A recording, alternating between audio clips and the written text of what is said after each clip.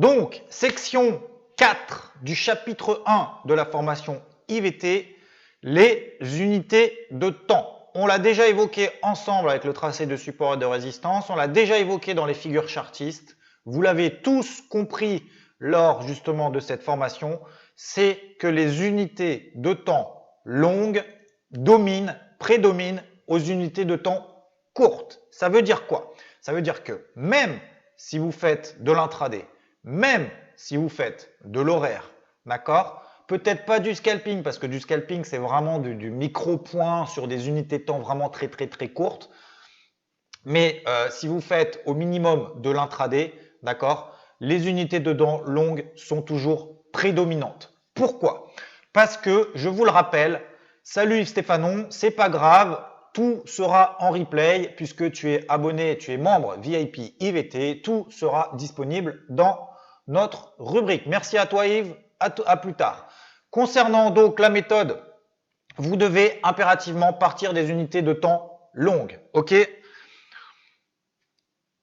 Donc, même si vous faites de l'intraday, vous devez toujours observer les tendances à long terme. Vous partez du mensuel, ici, tous les jours, vous refaites le même cheminement, vous refaites toujours la même organisation et le même travail, vous partez toujours sur des unités de temps longues. Vous allez voir que le temps, lorsque vous tradez, le temps passe très vite, d'accord? Du coup, vous risquez, surtout si vous suivez un petit peu comme moi, comme nous sur IVT, de multiples actifs, les actions, le forex, les indices, également les cryptos, d'accord? Vous allez voir que même si vous avez tout en tête, le fait de se remémorer un petit peu à chaque fois les tendances, sur quelle tendance est-ce qu'on est, sur quelle unité de temps on est, dans quel sens est-ce que je vais travailler tel actif, vous devez à chaque fois, tous les jours, d'accord, même si la bougie mensuelle, elle ne sera terminée qu'à la fin du mois, vous devez quand même tous les jours vous remémorer les tendances long terme. Donc vous parlez parce qu'une tendance de long terme ne se prolonge, en fait, une tendance se prolonge X fois et ne se retourne qu'une seule fois. Je vous répète, parce que ça, je vais la répéter très souvent. Si vous êtes membre VIP IVT, je vais vous le répéter quasiment à chaque live. D'accord? Une tendance se prolonge X fois et ne se retourne qu'une seule fois. D'accord? Donc, ça veut dire quoi? Ça veut dire que lorsque vous êtes en tendance mensuelle haussière, est-ce que vous avez plus de chances qu'elle se poursuive ou est-ce que vous avez plus de chances qu'elle se retourne? Regardez, depuis 2009, le SP500, il fait quoi? Il fait que monter. Est-ce que, posez-vous cette question, est-ce que c'est parce qu'il a trop monté qu'il a plus de chances qu'il baisse? Généralement, ça c'est le débutant, généralement, c'est ça. Généralement, lorsque vous êtes débutant, même d'ailleurs quand vous n'êtes pas débutant, hein, même après, hein, moi ça m'arrive, hein, ça m'arrive de dire ouh là là, le marché il a trop monté, du coup il y a plus de chances qu'il baisse que qu'il monte. Absolument pas, absolument pas. D'accord? Elle ne se retourne qu'une seule fois votre tendance. Donc lorsque vous êtes comme ça sur des tendances mensuelles haussières, d'accord, c'est plus facile, vous avez plus de chances de gagner, d'être dans le sens de la tendance que l'inverse. On va voir les tendances après, d'accord? Donc là, j'essaye de pas trop déborder sur la prochaine section, mais les tendances, enfin les unités de temps, pardon, vous devez, si vous travaillez sur du long terme, vous devez ne regarder que des graphiques mensuels, d'accord? Je répète, si vous faites du long terme, vous ne devez regarder que le graphique mensuel. Après, vous pouvez effectivement optimiser l'entrée sur des unités de temps plus courtes, mais s'il vous plaît, parce que j'ai beaucoup de réflexions comme ça de temps en temps sur IVT, pourtant certaines personnes d'ailleurs expérimentées, et moi-même je le fais, de temps en temps, bien évidemment après avec l'expérience, vous évitez de le faire, mais généralement qu'est-ce qui se passe? C'est que lorsque vous faites du long terme, lorsque vous prenez une position sur le marché, alors il n'y a que ceux qui traitent vraiment sur le marché qui le comprennent. Si vous n'avez pas encore de compte de trading, ça vous parlera peut-être très certainement pas, mais je préfère vous le dire avant que vous lanciez dans le trading.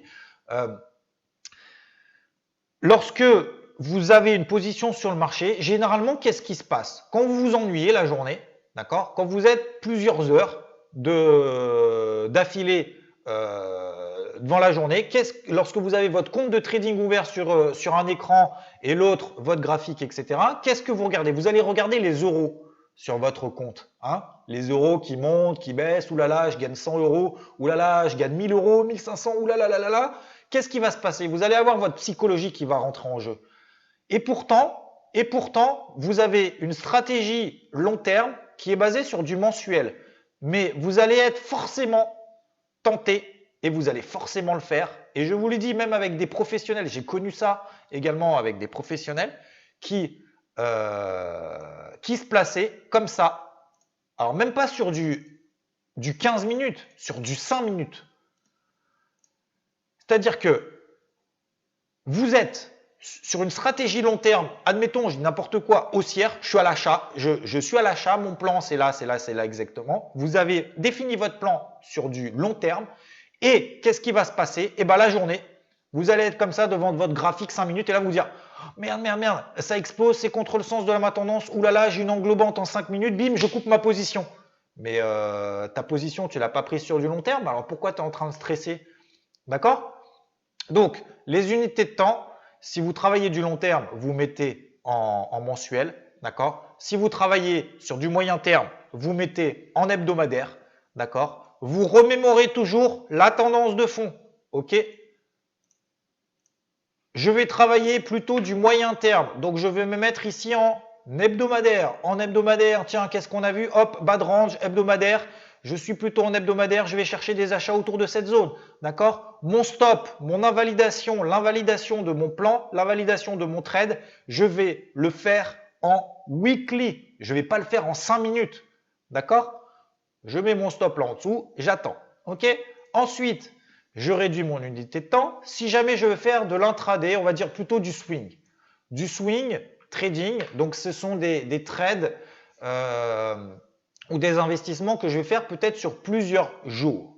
D'accord? J'ai un objectif sur plusieurs jours. Alors bien évidemment sur plusieurs jours, le SP500, vous doutez qu'il ne va pas passer, il ne va pas prendre 10% en 3 jours. Donc ça, c'est pas du swing, d'accord? Pour viser cet objectif là-haut, c'est pas du swing, c'est plutôt du moyen terme.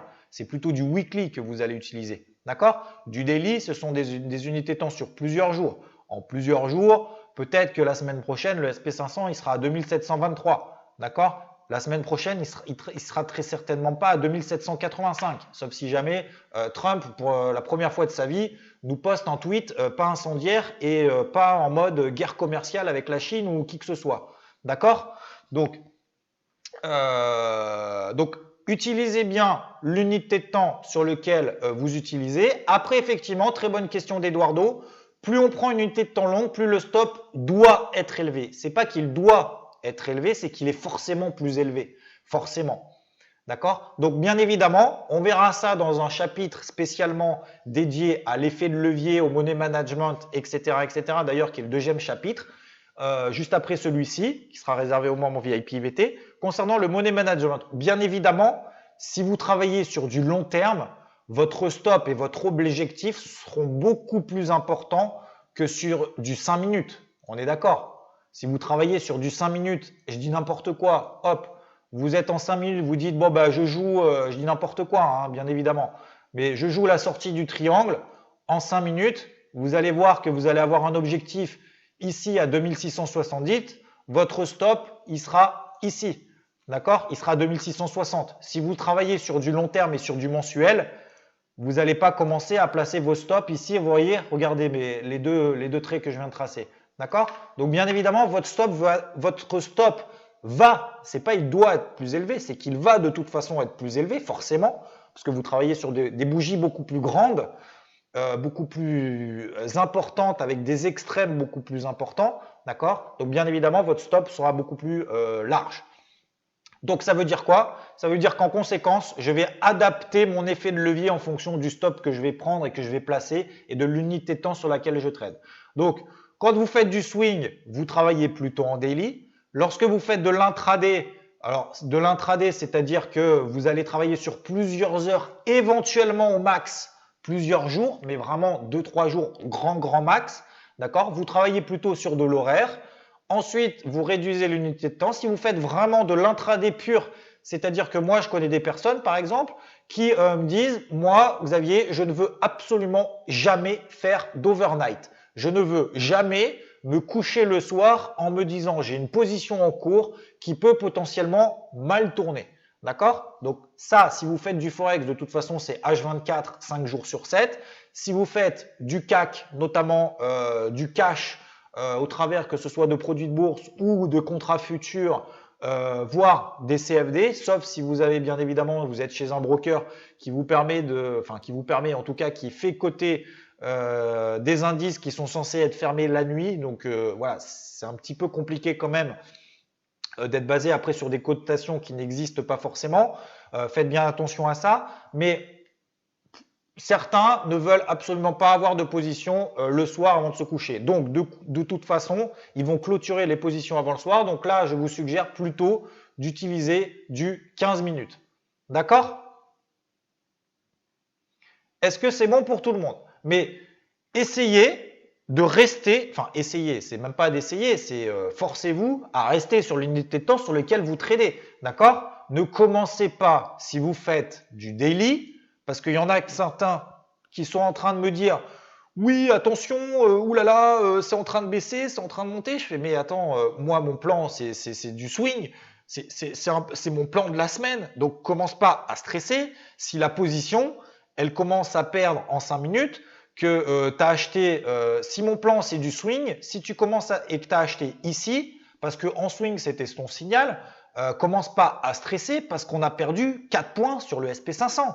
D'accord? Tu restes sur l'unité de temps pour laquelle tu trades. Tout simplement. Ok? Forcez-vous à ça.